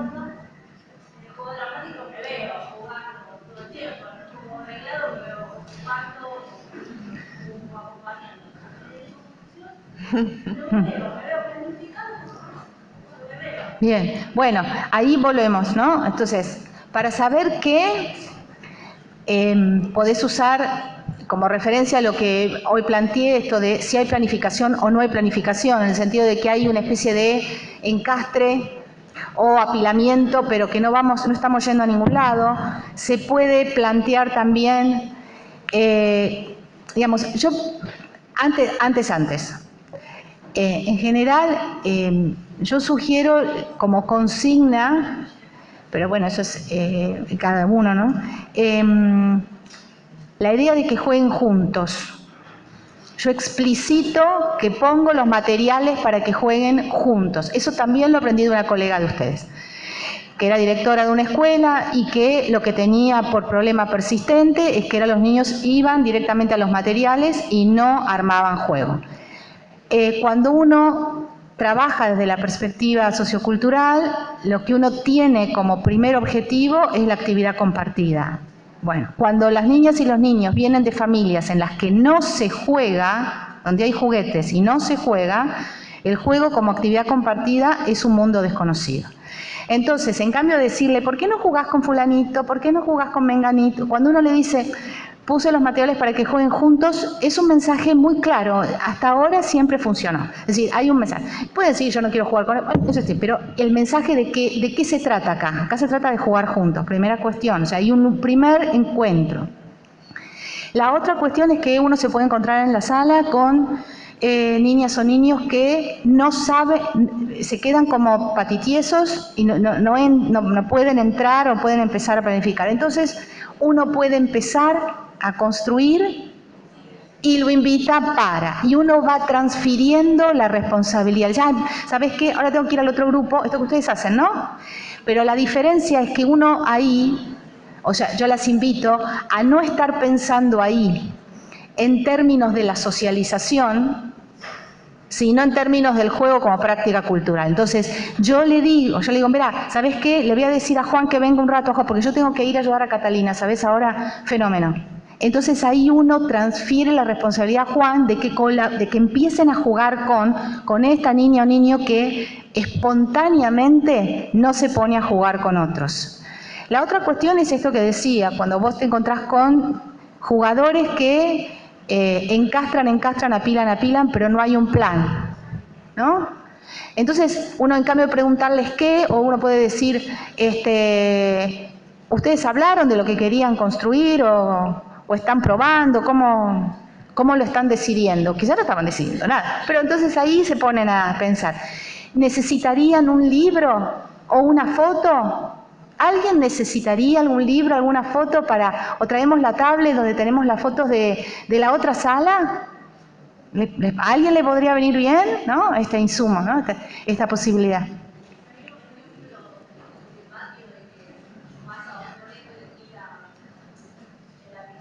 Sí, la pirámide vertical. Sí.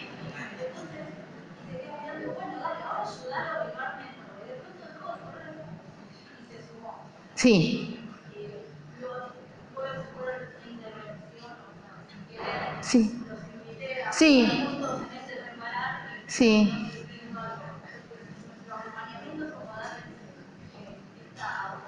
No, a ver, la autonomía no se da, la autonomía se construye. No es te dejo solo, porque eso ya es juego libre y eso es otra cosa. Digamos, sí.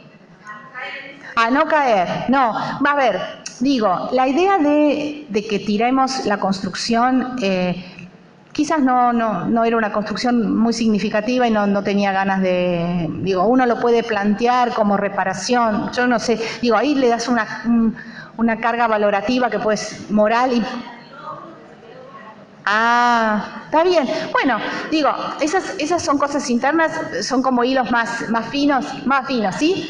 Quizás algo para pensar más allá del patio o hacerlo adentro, lo que fuere, es poder preservar. En el caso del patio, donde había, por lo que vos estás contando, ¿no? Pareciera que había otro tipo de actividades en simultáneo que no eran, ¿no es cierto?